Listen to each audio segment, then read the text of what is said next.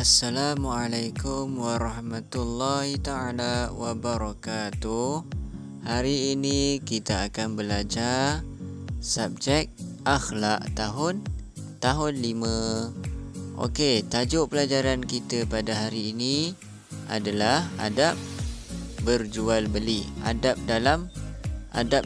dalam jual beli. Okey, jom kita teruskan.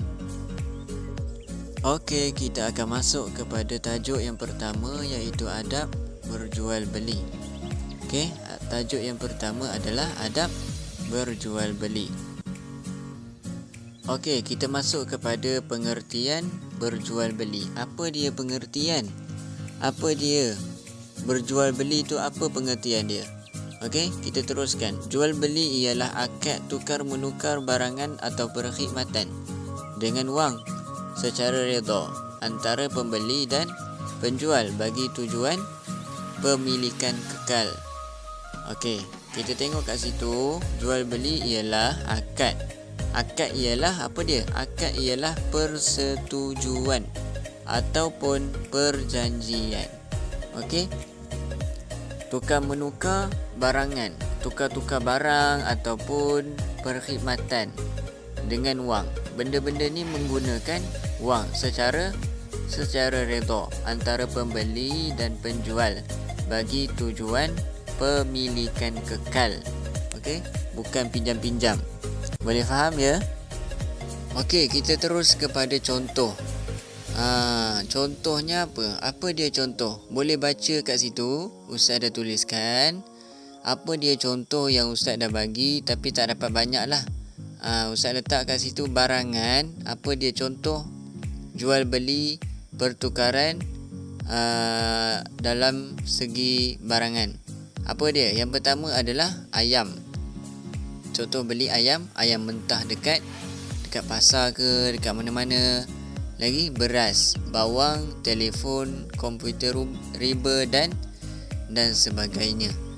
Dan apa dia contoh perkhidmatan? Perkhidmatannya apa dia pula? Yang pertama gunting rambut. Yang kedua teksi, bas, cuci kereta dan sebagainya. Banyak lagi contoh-contoh yang boleh diambil, iaitu dia termasuk dalam akad perjanjian menukar barangan ataupun perkhidmatan menggunakan wang secara redha atas tujuan untuk pemilikan kekal. Okey ya, boleh faham ya? Okey, selesai bahagian pengertian dan contoh. Apa dia adab ketika kita dalam berjual beli? Kita tengok sama-sama dan ikut baca. Yang pertama, niat berjual beli kerana Allah. Niat kita berjual beli, kita membeli apa-apa sekalipun mesti kerana Allah. Okey, mesti ada niat yang baik. Dan yang kedua, memulakan pekerjaan dengan nama Allah. Yang ketiga, mengutamakan pelanggan. Kalau kita sebagai penjual, kita kena utamakan pelanggan. Yang keempat, tidak ada unsur penipuan. Walaupun sikit sahaja tak boleh. Tidak boleh ada unsur penipuan. Okey, yang kelima, sabar dengan ragam pelanggan. Okey, yang kelima tadi adalah sabar dengan ragam pelanggan. Memang kadang-kadang kita sebagai pembeli, kita sebagai penjual, kita memang akan tempuh pelbagai ragam pelanggan. Ada yang nak macam ini, ada yang nak macam itu, macam-macam yang dimintanya. Okey, itu adalah ragam pelanggan. Kita sebagai penjual, kita kena sabar. Disebabkan sabar dalam ragam pelanggan ini adalah termasuk dalam adab berjual beli.